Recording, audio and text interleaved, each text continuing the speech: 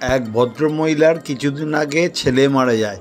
তিনি বাড়িতে কেয়ারটেকার রেখে তার মেয়ের বাড়িতে ছিলেন কিছুদিন। সেই বাড়িতে দুটো ঘরের মধ্যে একটা ঘরে কেয়ারটেকার ও তার স্ত্রী ছিলেন, অন্য ঘরে দরজা জানলা বন্ধ ছিল।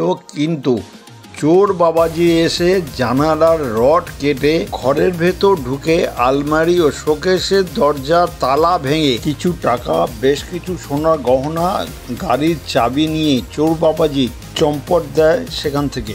এমনই ঘটনার কথা জানা গেল দক্ষিণ 24 পরগনা জেলার বারুইপুর থানার অন্তর্গত বারুইপুর 10 নম্বর ওয়ার্ডে ঋষি বঙ্কিমনগর এলাকায় সুমিতা সরকেলের বাড়িতে।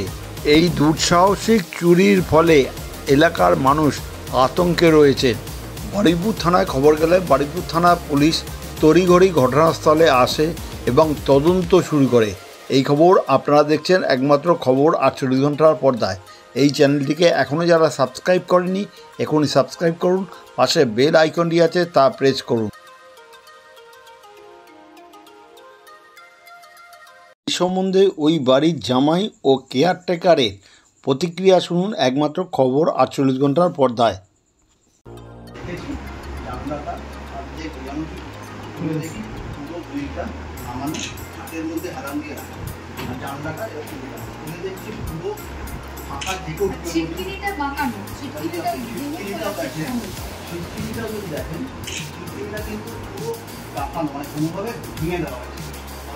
এটা কাটা পুরো ফেলা আগে এরকম বিভিন্ন এদিক এদিক করেছি, পুরো তছনছ করা গেছে। এখানটায় এখানে যারা জিনিস আছে আলমারি থেকে বার করে ফেলেছে, আলমারিটা তুলেছে।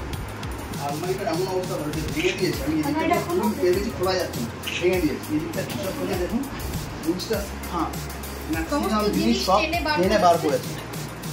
এই যে লকার টেনে খুলে বার করেছে, লকার থেকে সমস্ত জিনিস বার করে জিনিস পেয়েছে। আমরা যতটুকু দেখানো অব্দি দেখা মিসিং আছে তার মধ্যে দেখেছি একটা হচ্ছে গাড়ির ডুপ্লিকেট চাবি ছিল মিসিং, ব্যাংকের লকার কি মিসিং, ওর ভাইয়ের একটা পার্স ছিল টাকা সঙ্গে মিসিং, এই ড্রয়ারটা এতটা খোলা, এই ড্রয়ারে ওর ভাইয়ের খুব শখের ঘড়ি থাকতো, 12 থেকে 14,000 টাকা দেবেন ঘড়ি, 3টে ঘড়ি মিসিং। এখন অব্দি এগুলো মিসিং পেয়ে এগুলো পুরো আমরা জানি না এগুলো খুঁজলে আর কি কি মিসিং পাবো।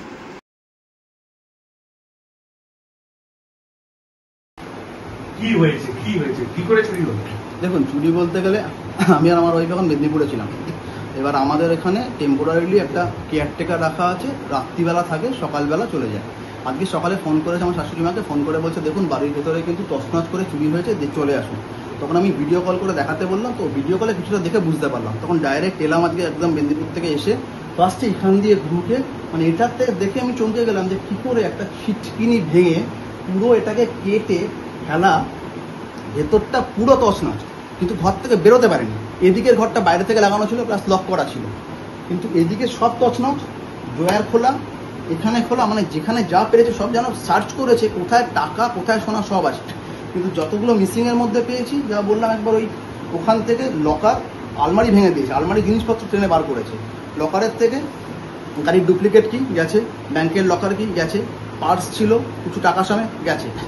এইখানে দামি ঘড়ি ছিল, কম করে 12 থেকে 14,000 টাকা দাম, এখানে 3টে ঘড়ি মিসিং।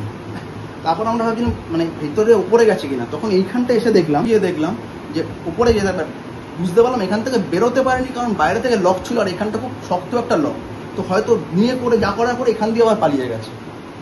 কতটা আতঙ্কিত এই ঘটনা?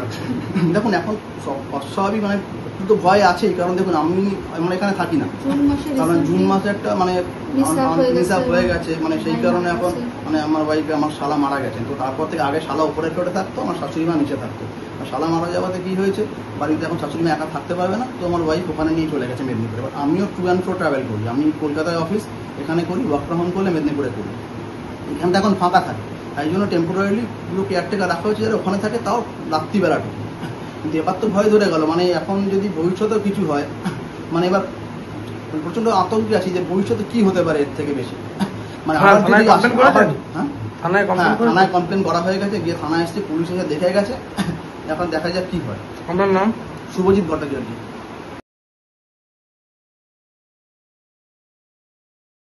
হয়েছে রাত্রিবেলা এসে আমরা যেরকম থাকি, আমার স্বামী স্ত্রী এই পাশের ঘরে ছিলাম, সকালবেলায় পৌরসভা যে ভ্যাটের গাড়ি, ওদের বাঁশির আওয়াজ শুনে আমি দরজাটা খুলে ময়লাটা বার করে এবার এই দিক দিয়ে এসে হাত ধুতে গেছি।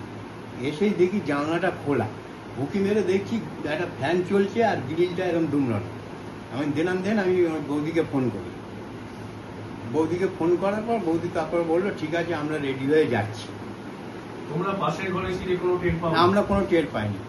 এখন কখন হয়েছে না হয়েছে সেটা তো আমরা বলতে পারবো না। তবে আমরা রাত্রিবেলায় 9টার পরে আসি, ওই সেবক আমাদের সর্দার কমপ্লেক্সে, ওখানে আমি কাজ করি। এর জেরে তোমরা কি আতঙ্কিত? আতঙ্কিত স্যার, আমার এই বাড়ি না হোক পাশের বাড়ি হলেও তো আতঙ্কিত হওয়ার কথা না। আপনার নাম? আমার তরুণ ভট্টাচার্য।